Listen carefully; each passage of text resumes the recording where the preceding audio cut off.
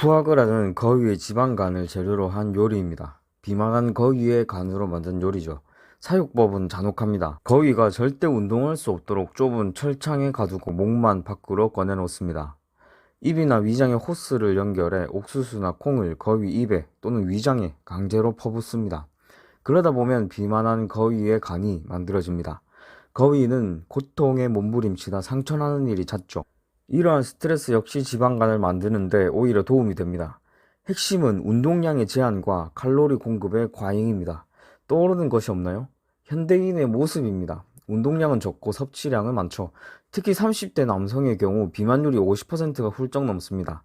이들은 마치 푸아그라를 위해 학대받은 거위의 간과 비슷한 간의 상태를 갖고 있습니다. 알게 모르게 내 몸을 학대해왔다는 증거가 되는 거죠. 동물 학대 논란이 있는 푸아그라 사육 방법이 너무 잔인하고 거위에게는 잔혹한 학대와 다름없다는 비판이 늘 있죠. 그런 잔혹한 학대와 다름없는 사육 방법의 결과물과 현대인의 일상생활의 결과물이 같다는 점은 어떻게 생각하시나요? 어쩌면 우리는 우리가 정신적으로 편하다는 것이 중요하다는 것에 매몰되어 육체적으로 학대 아닌 학대를 가하고 있는 것은 아닐까요? 힘든 운동을 하지 않는 것도 오히려 결과적으로는 내 몸에 대한 무례고 학대가 아닐까요?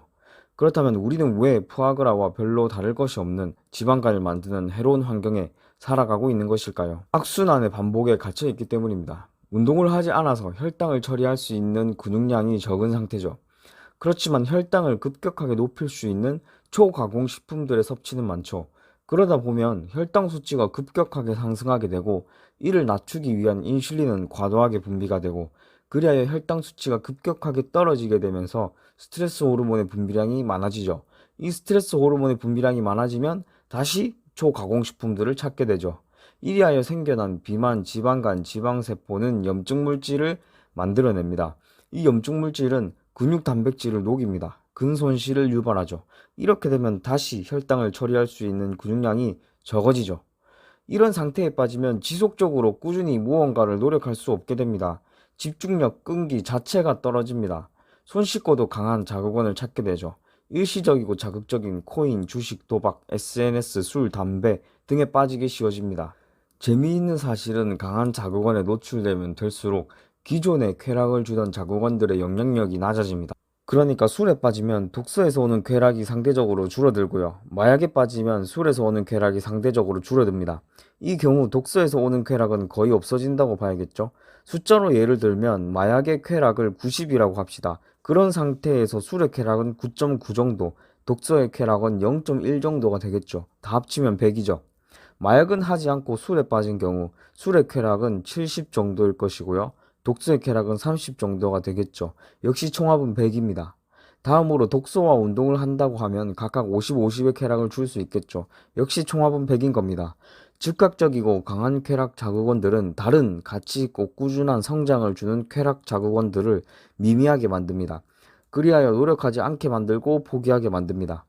그러니까 어떠한 자극원을 선택하더라도 쾌락의 총량은 비슷합니다. 마약을 하는 삶을 살더라도 술에 빠진 삶을 살더라도 독서와 운동을 꾸준히 하는 삶을 살더라도 말이죠. 우리는 선택할 수 있습니다. 결과적으로 자극원들이 주는 쾌락의 총합은 비슷하다는 것을 알고 올바른 자극원을 선택해야만 합니다. 정신 차려야 합니다. 마약을 한다고 해서 술에 빠진 삶을 산다고 해서 공부와 운동을 꾸준히 하는 삶보다 더 쾌락적이지 않습니다. 어차피 비슷하다는 겁니다. 그럴 거면 어차피 비슷할 거면 말입니다. 우리 열심히 사는 것이 어떻겠습니까?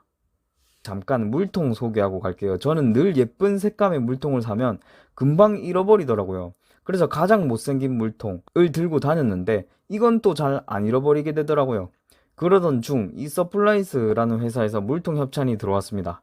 신나네요. 이쁜 물통으로 또 열심히 운동을 해봐야겠죠. 운동에 대해 동기부여가 떨어졌다면 이렇게 한 번씩 물통 같은 가벼운 물품들은 기분 전환용으로 바꿔봐도 좋지 싶습니다.